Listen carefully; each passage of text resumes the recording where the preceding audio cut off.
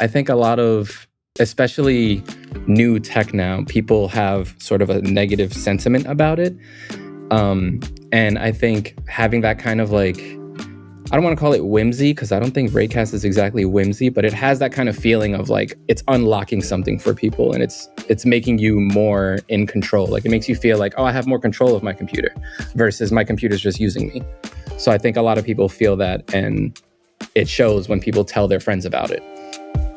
I am Adam Molina. I am the podcast producer and strategist guy for the Waveform Podcast with Marquez Brownlee. What's up, people of the internet? Welcome back to another episode of the Waveform Podcast. I've been watching the videos as they come out and like kind of gathering little tips and tricks like a squirrel and nuts or something. And then when we were talking a couple weeks ago, you were like, hey, you want to come on? And at first I was like, I don't know. It's very intimidating. Everyone's going to see how I do things and they're going to be like, wow, this guy just like is duct taping things together. But I think that's pretty much how everyone does it. So 100%. And look, I'm not going to judge how you use Raycast, and I'm definitely not going to judge before I see anything. But I just want to say that most people don't really use that much of Raycast. One thing that we normally like to ask our guests is, how do they just use their Mac for work? I'm assuming you're on a Mac, or are you on Windows? Yeah, I'm on Mac. Yeah. Because Marquez is very much a Final Cut editor. So when we got hired here, pretty much everyone has to switch to Mac and Final Cut. We've heard some of the Waveform team talk about Raycast multiple times in the past. It feels like recently it's being mentioned more frequently than it used to, which we love to hear that. Like whenever we hear, the whole team is like, oh my God, we've been mentioned on Waveform, you know? Nice. But we're still like trying to understand, how do you guys actually use it? And I know that today you're going to show us how you use it, and I can't wait to see it. Mm-hmm. But I'm just curious about, how do you guys use it as a team? You know, like, is that something you do or not really? Not really, to be honest. We all have like our own little personal Raycast machines. So I know myself and Rufus created an organization. Rufus is one of my coworkers. He's the audio guy, the second audio guy, because we have Ellis and Rufus. But Rufus is also super into Raycast. So we have our own MKBHD organization that we use specifically because he made one funny script that helps me with my video edits. So he created the organization specifically to share that one with me. And then I think the only other person that uses it is Marquez. My favorite productivity app on the Mac, and it has been for years, every fresh new Mac I install it first, is called Raycast. And I'm pretty sure he uses it just as a straight up Spotlight replacement. Like, I don't think I've ever seen him use Spotlight. He just uses Raycast. Like, if he's searching something, if he's window managing, like, it's always Raycast. I don't know how deep he goes into the actual things that it does. But I know that that's his, like, primary search interface, I guess, on his computer, is just Raycast. So he's using it more of a spot. Like, a lot of people do that. You just replace Spotlight and you get everything that he does, plus a few more things, right? I mean, that's how I started too. And then you realize all the other things that Raycast can do.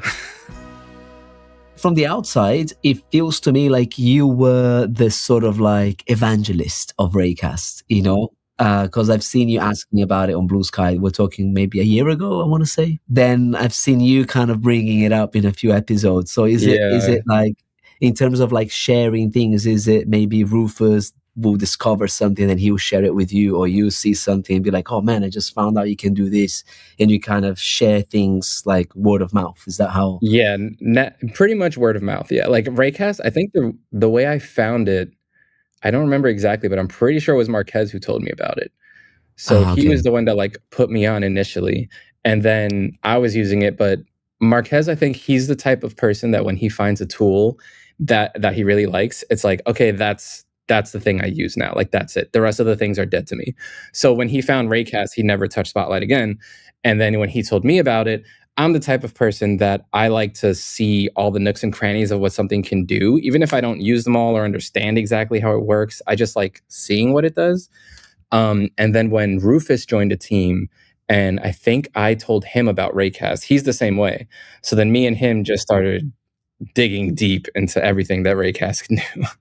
I feel like the most successful sort of growth channel of Raycast has actually been word of mouth. We tweet about it, we make videos, we do all these things, but it's just one of those things that, like, when people use it, they kind of want to tell their friends about it. I did that before I joined Raycast. I was doing the same thing. I think a lot of, especially new tech now, people have sort of a negative sentiment about it. And I think having that kind of, like, I don't want to call it whimsy, because I don't think Raycast is exactly whimsy, but it has that kind of feeling of, like, it's unlocking something for people, and it's making you more in control. Like, it makes you feel like, oh, I have more control of my computer versus my computer's just using me. So I think a lot of people feel that, and it shows when people tell their friends about it.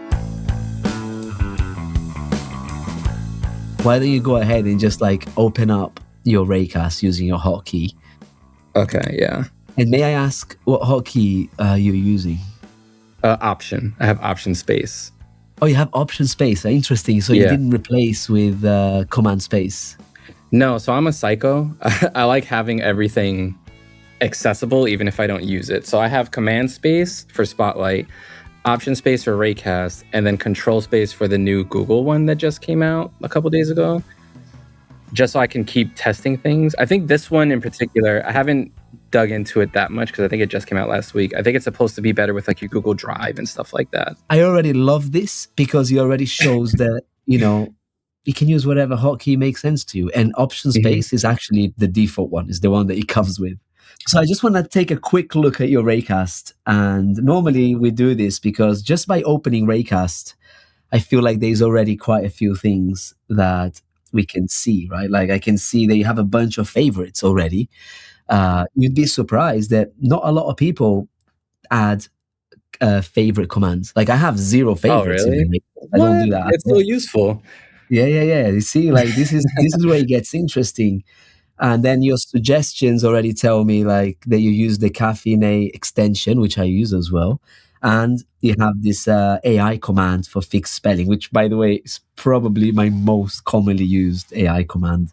It's so good. And I feel like it's not, I think the one here uses a GPT mini something 04. I forget the names of these things. But it misses random, like, contextual spellings. Like, I was writing something yesterday and I meant to say I feel, and instead it was I fell. And I don't think the AI picked it up, but all of the other grammatical things, the commas and the, like, periods that I missed, the missed capitalizations, like, it's so good. It's so useful. So one of the things you can do, sorry to kind of already start giving you tips here. Oh, no, let's go. I can't help it. But one of the things you can do is Raycast ships with a bunch of these default AI commands. And the default ones you can't really modify. But what you can do, you can duplicate them and then disable the existing one, and then basically you have your own new AI command where you can change the model, you can change the system instruction. And that's what I have done because, for example, I like to write a lot in lowercase when I'm writing tweets and stuff like this. And whenever I use the fixed spelling and grammar command, it would basically capitalize everything properly as it should be, right? So then I duplicated mine and I just added an extra rule that said, keep whatever case I was using. If it's lowercase, stick with lowercase. And I want to show you how to do that. But there's something that's really bothering me at the moment. And I just want to propose this to you. You don't have to accept this. Maybe it's a little bit too much on the spot. Maybe it's a little bit too much on the spot. What's bothering me is that I'm looking at your Raycast right now. And it feels kind of so dated to me, because I've been using the new Raycast. Are you aware that we're building a new Raycast? Yeah, I have, what is the command for the waitlist? Register. Register. I'm already registered. Yeah. What I would like you to do, if you're willing to, is if you check your emails, and you can do that without sharing your screen, by the way, you should have an invite to the new Raycast. And if you want, oh, hell yeah, we can download the new Raycast right now, and we can do the video with the new one. You'll be one of the first people to actually test it out. Oh, it's pretty. All right, so here we are. Like, now you have access to the new Raycast. Your favorites should be the same, should be there. And awesome. I'm excited to start this episode super fresh. Yeah, with the new. I know that before we installed the new Raycast, we talked about duplicating your AI command so you could have your own fix and spelling. So if you search for fix and spelling here using the new Raycast, you Fix should and see it. spelling. Oops. I can't type. Hold on. There it is. Oh, by the way, do you notice something different already? The Let's see if you. icons? No. Let's see if you clock that. Not everybody would because it depends how they used other launchers before. But one of the things that it shows up straight away is that there is a file there called fix spelling and grammar.png. So the new Raycast also searches your file system, which is a feature I was that just trying to do that this morning, and I wasn't sure if it was possible. Yeah, now it is. So Oh, now you can cool. search Okay. stuff through there. But I'm surprised that the actual command is not there. Oh, that's a Raycast screenshot. That's funny. That's cool. Okay. Right, so Alright. if you just search for fix, maybe. Maybe fix. Yeah, Okay, there are fix these two. Yeah, spelling, there it is. grammar. The search there didn't work very well. I'm gonna make a note of that. The fuzzy search should have done a better job. But do you normally use that with a hotkey when you want to do the fix spelling and grammar AI command? No, not yet. That one Okay. it's still too few and far between for me to like graduate it to hotkey status. Oh, okay. Interesting. Yeah. I see. If you wanted to, I could quickly show you that. And that's the last interruption I'll try and make. But if you go to that command, the second one, and you Mhm. do Command K, then there is a duplicate AI command option there. Okay. And you can do that. And then in this view, in you these can essentially windows. change the custom prompt, which is this is the one that we ship with, and you can add whatever extra rules you'd like. But if you Oh, just want to switch the model, then you may have realized that in the new version we're already using a different model, which might already mhm. be better than what you were using before. Yeah. Interesting. Okay, cool. I'm gonna try out the default for a bit and see how it is. Now that you know that at any point, if you want to change the model of whatever built-in AI model, you can just duplicate it and make your little changes. A lot of what I do is, for the most part, searching and screen recording things or screen recording and then searching them up that I just did on my computer. Also gathering B-roll and videos from around the internet. So I actually just found this one the other day to download images from Instagram, so I don't need to go to like inspect element and do all that whole thing. This is the type of like super simple extensions, but like they end up saving you so much time, no? Caffeinate has been the one that I use pretty much every week around the same time, which is Thursday evening when I'm exporting because my computer just always wants to go to sleep. So Caffeinate is just super clutch. I stopped using Jolt of Caffeine the moment I found this one. Oh, the funny one that Rufus made, this was my favorite because there's a joke on the podcast where one time David mentioned that he had tweeted something 6 years ago. And I had to go pull up that tweet from 6 years ago and it was hard to find. And then it just became a joke where we were just like making fun of him every time he thinks he's first to something. We're like, oh, you tweeted it 6 years ago. So Rufus made a 6-year extension, like a tweet generator right there. And then anything I put into here, so like I found Raycast first. It'll generate it as a tweet and then copy it to my clipboard, which is cool. And then if I go to Final Cut Pro, like let's say I'm like if I'm in the middle of editing a video, which I am now actually, and I paste it there, like then it's there and it's like the whole tweet. Oh my God, that's brilliant. So this has been super helpful because for a long time we had like a Photoshop template that I would have to go in, edit the image, but this is like so instant. Rufus is a god for this. Another one that I use all the time is every week when we have a new episode in here. Pretty much what I would always do is first I'd have to like find where the episodes are. I'd go here, new folder, type out like 347 or 348, whatever. But then what I did is I made like my own script that just runs and then pops out a new episode with the same folder structure that I need and everything. So that has been super helpful as well. That's just I used to have to double click on that script. So it was just something I always had on my desktop. But now I just assigned it a hotkey and now it just builds the thing, which is super useful. Oh, I see. Oh, wow. It's interesting. So you already had a script that you had to double Yeah, click to launch it, to yeah, basically run it. exactly. But what you did then, you basically created a quick link that opens that script automatically, is it? Yes, that's what it is. And then it pops out a Oh, new okay. episode, and 'cause I have the same file structure for everything every week. So yeah, then it just opens up terminal, runs the script, and closes. Oh, I see. Man, that's really interesting. That's very interesting to me because like what's going through my mind right now is that like you already made your life a little bit easier, right? Instead of Mhm. having the thing on the desktop, which first of all, it's annoying to have more things on the desktop, So right? I annoying. can already see that you're quite a minimal guy. So I bet you're, a bit like me, you don't want to have too many icons on the desktop. It's too distracting. But then you're like, okay, I already solved that problem, but I already have the script. So I don't want to waste any time creating a new script for Raycast. I'm just going to create a quick link. Yeah. But in my mind, I'm like, that's great. I love that because it works for you. You know the script works. But then it does mean that when you launch it, it opens up terminal, right? Which I'm like, Yes. you could just That's ask Claude to take that script and turn it into a Raycast extension. And then you can share it with Rufus as well. that's You know? true. That's Like true. I could do this that. type of stuff is just like super easy Yeah. to do. Claude will do Yeah. it in one shot. See, that's half the fun of something like this is just like there's so many ways to do everything. The other one that I use is less for work, and it's more so I've always wanted to build like a Chrome extension that just tells me if there's a Knick game today, because I'm a Knick fan, which is basketball. I never got around to it for a million reasons, but then I think I had Claude build me one just for Raycast. So I have like a Czech NBA one. Oh, did it not import? It might not have imported. No? No, yeah. Oh well.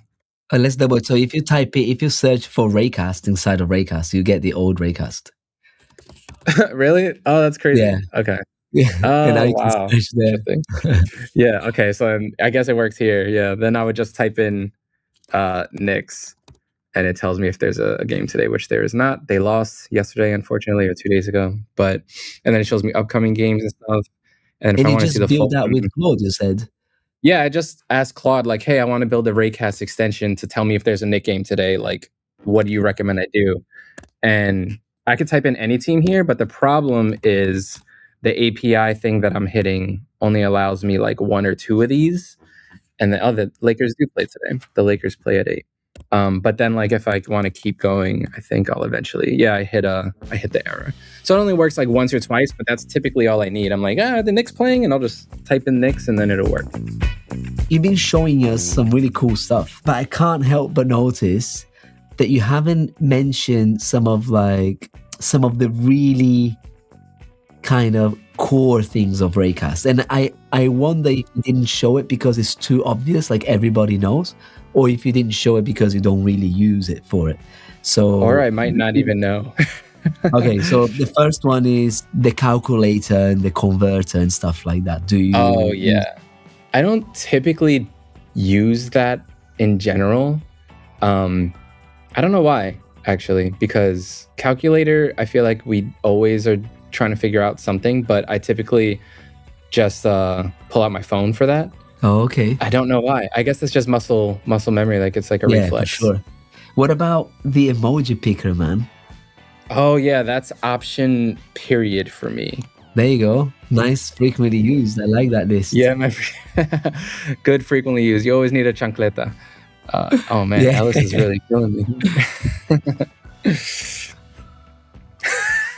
Oh man, that's funny. He does that all the time just to mess with me. So yeah. This command, the emoji picker, basically is also completely new. Looks super fresh. And one cool thing about it is that if you press Command Shift comma, and then open Command Settings, then you see we have new settings for it where you can really customize the grid size and everything. So if that's something that you use all the time, I just wanted to share that with you because I like it when I have more emojis in view. So I switched my grid size to be I think 10, probably right? 10 or something. Yeah, exactly. Yeah. Oh, that's cool. So, Okay, let me see just again. a nice little tip there. Oh that yeah, makes that's sense. sick. The searching is key. Did you know that you can add custom keywords to emojis? Wait, what do you mean? So, for example, if you select your, what did you call it? Chanclas.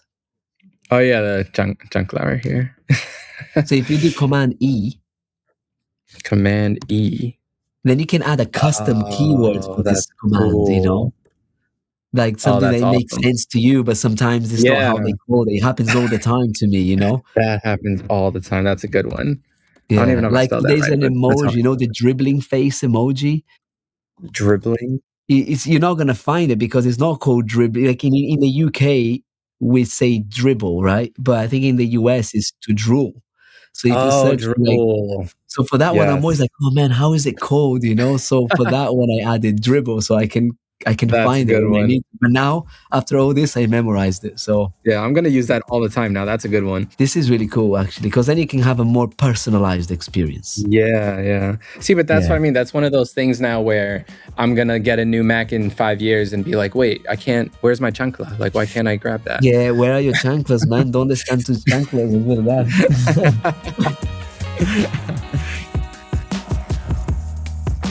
I have one last little thing that I wanted to do before we wrap up, but it's been really great to see how you use Raycast. I know that recently you've also been trying Glaze. I'm just curious whether you've had a chance to build something with it. Yeah, I built a couple things with it. Let me go over here for this.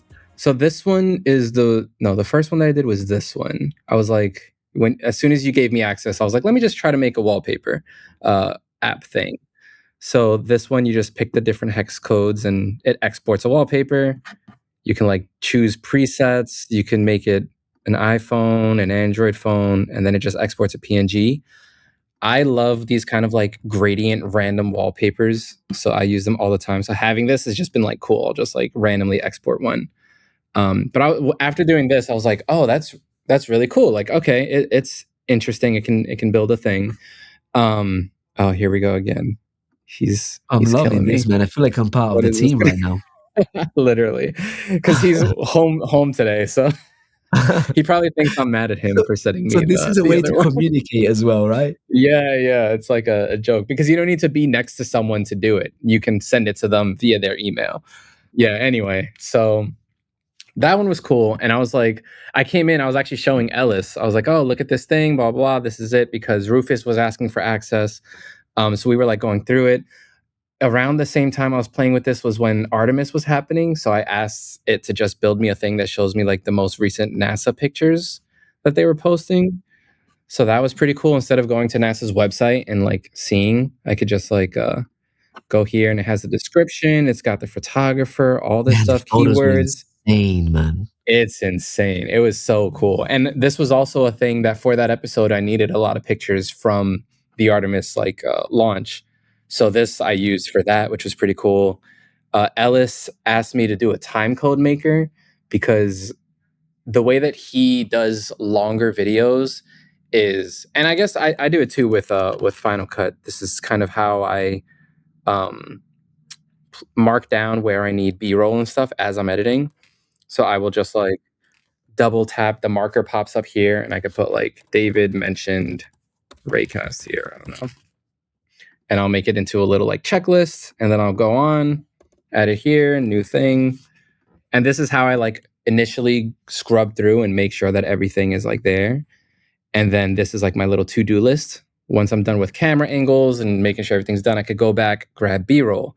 He has a similar workflow with studio videos and main channel videos, but they're usually like for him, he's really adding notes as to like creative tastes, I guess. Like we don't really have to do that with podcasts usually. It's very it's more of a technical audio workflow. But with studio channel and the main channel, he's got more creative freedom. So one of the things that he does, and I don't know if this is actually, let me mute it so it doesn't bother us. But it's a really annoying problem. I have the same thing where if I'm playing it and I could see like, okay, something's happening here. If I do the marker, like my little MM just keeps adding markers, which is really annoying. So you have to pause it, double tap, then I can make a note. So what he asked for was a different word player or video player entirely that will let him add a marker while the playhead is still playing, so it doesn't stop anything, and then he can export all of them as a CSV file, import it into Pro Tools, and he has all of his like notes that he did. So that's what this one is, which is just a timecode maker, and it did it on pretty much the first try. Oh where my if I god. open up a video, it's insane. Like we were like sitting here like, holy crap, we just did this. Oh my god, I was not expecting that, man. Yeah, it's nuts. So let me do like the clip here because it's smaller. So then you can press play, and then I'll drop a marker right here, but it's still playing. So this is a, and then it makes it right there, and then you can export a CSV. Oh man, that's so cool. He was super hyped about this. He might be mad that I'm showing this because he was like, I want to build this myself, blah, blah, blah, blah. But I mean, it already did it. Glaze just did it. So yeah, Glaze has been really useful for like random little things like that. Dude, thanks so much for coming on. No, of course. Thank you. Really enjoyed this episode, if I'm completely honest. I had a blast. Thanks for the new Raycast. That's going to be fun to dig into now.